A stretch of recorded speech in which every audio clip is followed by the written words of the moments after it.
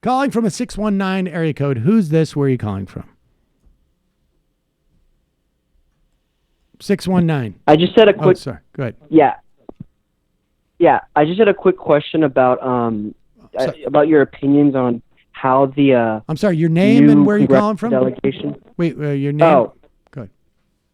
It's Ricky Soto from San Diego, California. But I had a question about the new congressional delegation and what you guys thought about their responses to different foreign policy, points of conversation. Yesterday, I saw that, AOC talked to Jeremy Corbyn, but like after there was, some people on Twitter saying like, "Oh, Jeremy Corbyn's an anti-Semite. We need to talk about this. Like, this isn't okay." And her comms team like responded to Rabbi Shmuley and a bunch of others about, having that dialogue. And I was wondering if you think they're being too both sidesy, or if you guys think this is just in plain politics. Trying to get the message out there. I think we talked about this a little bit before the show. My personal feeling is you go, you say, we will hear what you're saying, because you have to take, broadly speaking, you have to take people who are broadly to be considered mainstream. You have to take their accusations seriously enough to listen. And so I think, where they go with that after that will determine, my assessment of what they're doing. But let me put it this way. It is, and so some of what I'm saying is conjecture, right? But it is much smarter, it seems to me, and much more responsible and a much better model for them to say, "Oh, okay, we'll sit down with you and we'll hear your specific complaints and accusations, and you can show us evidence of what you're talking about." And then, if that evidence is lacking, which I think my guess is it's going to be, they walk out of that meeting and they go, "We just sat down, we just took time out of our schedule, we just met with the people, we paid the proper respects to individuals who have a right to raise these issues, and we found that there's no evidence to substantiate their claims whatsoever." That, to me, is a far more successful process than being on Twitter and going, "We're not going to listen to any of that." I just want to, I'm 90% with you. The only things that I'm a little concerned about is I do think there's some people, and Shmuley Boteach would be a person that actually you don't respond to. You just don't give, because that really is somebody who's in the absolute gutter. So I'm not saying anybody who would say that. But he was Michael Jackson's personal spiritual advisor. I told Michael Jackson how to have a healthy sex life. Oops, I shouldn't have said that. And then the other thing, kosher sex, look it up. And then the other thing I would say too is like, ultimately though, it's a substantive conflict, because they're not going. It's that the answer to that meaning is going to be determined by them coming out with a clear answer on Israel-Palestine, which they don't have yet. Because it's like, you can go and say, look, we all know Jeremy Corbyn has said. I think the analogy I used was like, he said it, although a bit worse, but you could draw an analogy with like some things Bernie said several years ago, which were definitely not bigoted, but you could say, oh, that's a little tone deaf, right? So that's definitely some of the things he said about Jewish people in the UK. But an actual charge of actual anti-Semitism is baseless, and the only way you can get there is if you transfer it into you're a critic of Israel.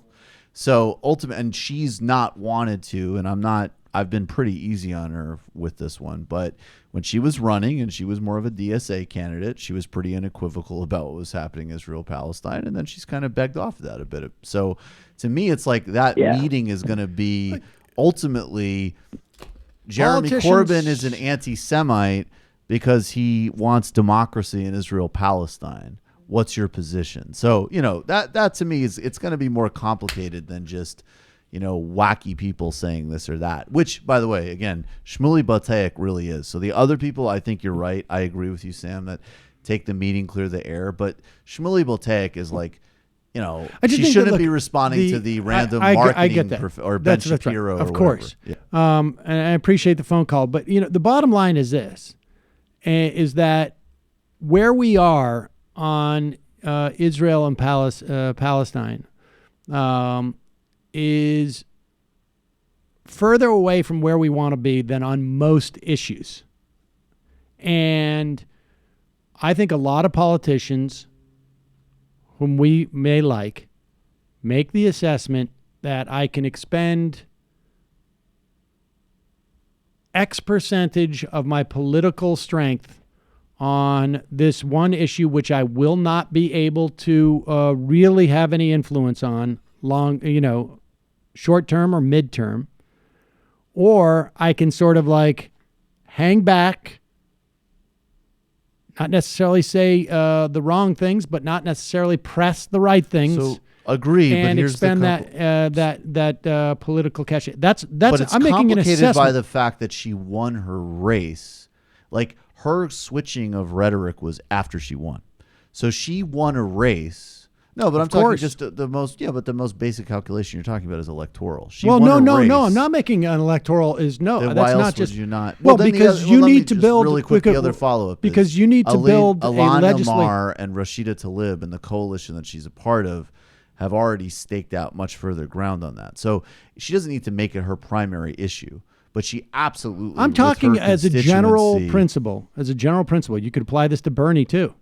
Well, let me just finish. Gone further in her. The difference with him is, I think expecting legislatively, to endorse BDS if you want to get things done in certain ways, there are constituents, there are colleagues who are working who might be harder to work with them because of big donors and whatnot. It's just they're not there. The party, broadly speaking, is moving in the right direction, particularly from where it was like 6 years ago, I think. But this is something that people are going to have to be aware of, that this is a calculation that a politician makes, not just from an electoral perspective. I would imagine if you were to poll the people who voted for her in the primary and say, how many of you are voting as a first issue Israeli-Palestinian rights? Literally none. And versus, Medicare for all, right? Like, I mean, literally none. And so that's. But the base is. I'm just saying. I think it is actually useful to parse. I think when people get pissed off for Bernie for not endorsing BDS, that is an unrealistic misread of the political environment. Even though, of course, I disagree. I support BDS, but that is quite different than saying there is a crop of people of which you're a part of, which at the very least is unequivocal about mass murder in Gaza and isn't going to take concern trolling about Jeremy Corbyn. So I think that's just, again, it's also just where her base is. Ultimately, you also have to be with your base. I also just don't think there's a huge amount of people out there who want her to expend her political capital on protecting Jeremy Corbyn on Twitter. Like I don't know about that. It also points to some of the misread of a big issues part of her with base. standpoint epistemology, right? When a Jewish organization says it's anti-Semitic to criticize Israel and do the things that Jeremy Corbyn has done, it just is. We're Jewish. You have to take our word for it. You have to be able to evaluate within a rational and objective framework whether or not you think that's true. Definitely. And that's something that's going to be used against the left over and over again in a variety of contexts that we need to be ready for. And the best way to fight back on that, it seems to me, is to essentially make it clear that you are assessing the charges based upon not the identities of those who are bringing them, but rather on the facts themselves. Right, and because Jews are not a monolith, like no minority is. Right, but, to sit down with them, I think, is just the smartest thing to do. Yeah. Regardless of, I don't know if people are as savvy about just so long as Shmuley isn't are. there. But yes. I think it's important he's not there. I have a feeling he'll get into any possible room he can if she's showing up. Oh, but I guarantee you, if she comes back and says, I met with these people, I looked at the issue, I do not believe that Corbyn is an anti-Semite, the ADL is not going to be happy with that. But she's not doing it for the ADL at that point. What she's doing is for everybody in between the ADL and everywhere else. She's doing it to show that, look, I'm not rejecting the ADL. I'm going in and I sat down and I listened to the facts, and I encourage other people to do that. That appeals to everybody who wants just someone to react rationally on the facts. So she's never going to convince the ADL. She's never going to convince Shmuley Botek. She's trying to convince everyone else from them to, the left of center that she is taking a clear-eyed view of this and is not being knee-jerk. And I agree with that part of it. I just think she needs to be ready for what's going to happen at the end of that process. Well, if she's not, then she lacks a certain savvy, which I would she find doesn't lack because I love her.